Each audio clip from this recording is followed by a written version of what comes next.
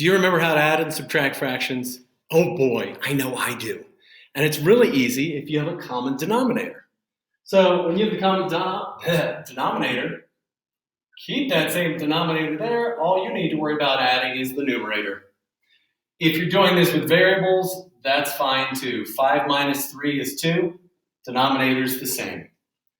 Even with variables all over the place, as long as you have that common denominator, you just need to add up 2 plus 9x and 3 minus 8.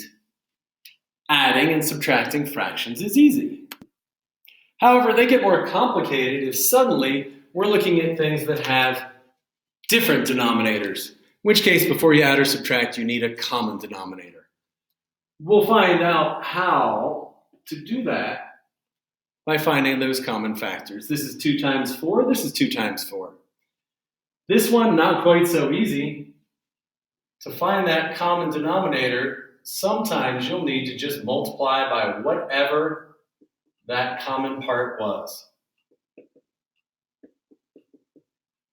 In each way, what we're doing is we're finding a common denominator, and this is now 3/8 times plus 4/8. 3/8 plus 4/8. This one down here takes an extra step, but you've got the same denominator, even though it's maybe written out in a factored form.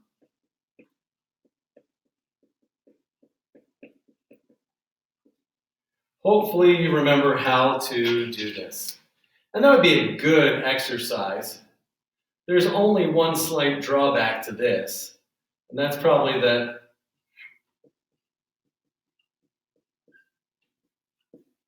this is not what we're doing in this next lesson. This is combining fractions. What we're going to do is called a decomposition of fractions. We're taking a big fraction and breaking it up. Let me show you. See, partial fractions are where you're going to write one big fraction as a couple smaller ones. And why would we do this? Do you remember logarithmic differentiation? Doesn't matter if you do, because we already learned it, and I expect you to. But what we did is we took a really hard derivative problem, and then we rewrote it and broke it up into all these smaller, easier problems. The derivatives were simple once we wrote it as several smaller ones. That's what we're going to do here. So if you can factor the denominator, you can probably do a decomposition of fractions or make some partial fractions. So step 1, factor. If it does factor, great. If it doesn't, you're probably not using this anyhow. Step number 2. You're going to write this out as several little fractions. And each one of these factors, so one factor is x plus 5, one factor is x plus 1. That's how I know how many fractions I'm going to write. If I had 3 factors here, I'd have 3 fractions on the right.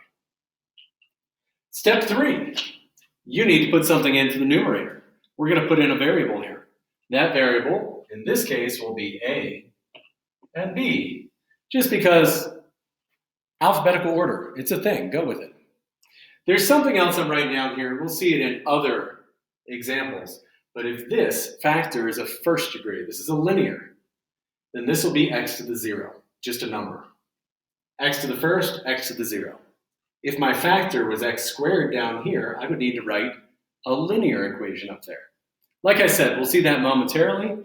Right now, we're moving on. And then finally, once you have this looks way too complicated for me. I'm going to multiply through by whatever that common denominator is. And when I multiply the left side and the right side, here's what I might get. We're trying to make this as easy as possible to solve for what a and b will actually be equal to. There'll be a number. They're a constant.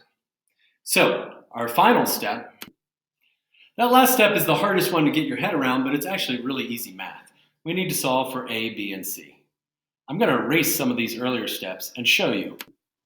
Starting with a clean slate here. X is a variable. It can represent any number we want. We're going to pick out the easiest numbers possible. If I want to try and make this the easiest thing to solve, I might let x equal -1. That allows us to solve for b. Continued on the next video.